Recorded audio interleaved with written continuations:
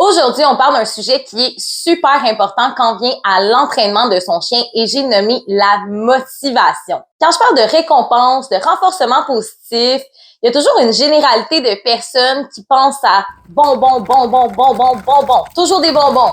Pourtant, les bonbons, c'est pas le seul renforçateur qu'on peut utiliser avec son chien.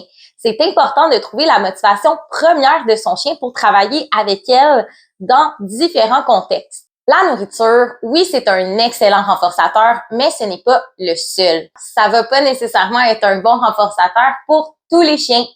Ben non, parce que tous les chiens sont différents, tous les chiens ont des choses différentes qui les motivent, et puis ça va même changer d'un même chien.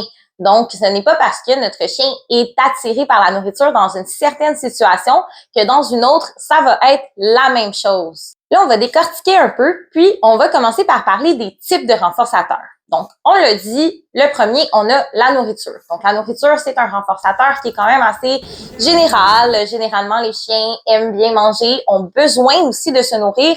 Donc, c'est souvent le premier renforçateur vers lequel on va se tourner. Par contre, ce n'est pas parce que ton chien est gourmand qu'il va vouloir prendre des friandises devant un élément qui l'attire beaucoup, beaucoup, beaucoup ou qui lui fait très peur.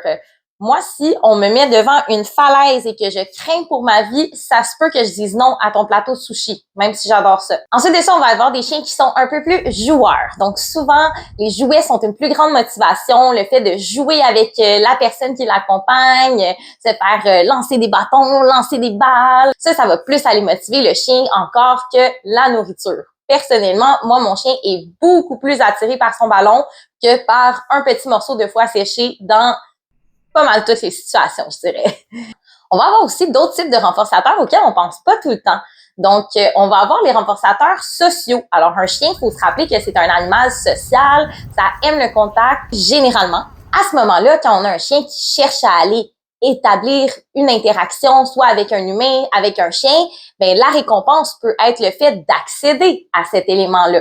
Donc, bien sûr, si on peut se le permettre et que on n'est pas avec un chien inconnu ou un inconnu qui n'aime pas les chiens, on demande la permission toujours avant d'interagir, mais on peut justement récompenser notre chien en le laissant aller interagir avec les gens, avec les chiens sous permission, bien sûr.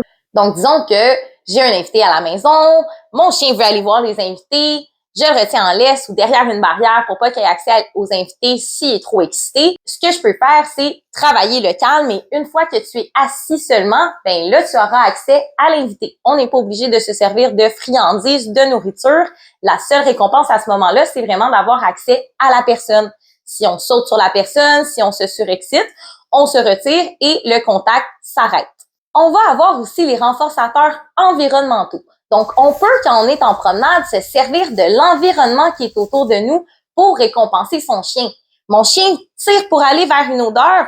Wow, wow, wow, reviens ici, assis-toi. Une fois que tu es assis, OK, tu peux aller sentir la bonne odeur que tu voulais donc aller sentir. Donc, on peut se servir des éléments de notre extérieur pour récompenser notre chien. On veut se rendre au parc. Ben, tant et aussi longtemps que tu vas tirer, on ne se rendra pas au parc. Mais avec une belle marche au pied sans tirer, on va arriver plus rapidement. Maintenant que vous avez plusieurs idées pour motiver votre chien, je vous invite à varier vos renforçateurs, varier vos types de motivation pour pouvoir motiver ton chien de la bonne façon dans plusieurs situations et améliorer votre entraînement, améliorer votre communication ensemble. Votre chien a envie d'aller jouer avec un autre chien là-bas, l'autre côté de la rue, mais il peut pas l'atteindre. Amène-le à s'engager envers toi, initie un jeu de poursuite, sors un jouet. On veut matcher un peu l'intention et le mood de son chien. Rendez-vous plus intéressant encore que l'élément auquel il voulait accéder. C'est ça qu'on veut. On veut vraiment motiver son chien. C'est ça du renforcement positif. C'est de travailler avec la motivation pour que notre chien répète les comportements qu'on désire qu'il répète. Donc, oubliez cette idée préconçue qu'il n'y a que la nourriture qui agit comme renforçateur et que le renforcement positif, c'est juste de nourrir le chien pour n'importe quelle circonstance et commencer à écouter, à observer votre chien et vous allez être en mesure de vous servir de sa motivation pour établir une meilleure relation avec lui et avoir des meilleurs résultats aussi dans vos entraînements. Sur ce, je vous souhaite de bons entraînements avec vos chiens. N'hésitez pas à m'écrire dans les commentaires. J'aimerais savoir c'est quoi qui motive vos chiens plus. N'hésitez pas à liker, à partager la vidéo, mais surtout à vous abonner à notre chaîne pour encore plus de contenu et d'astuces sur l'éducation de vos chiens. Bonne journée!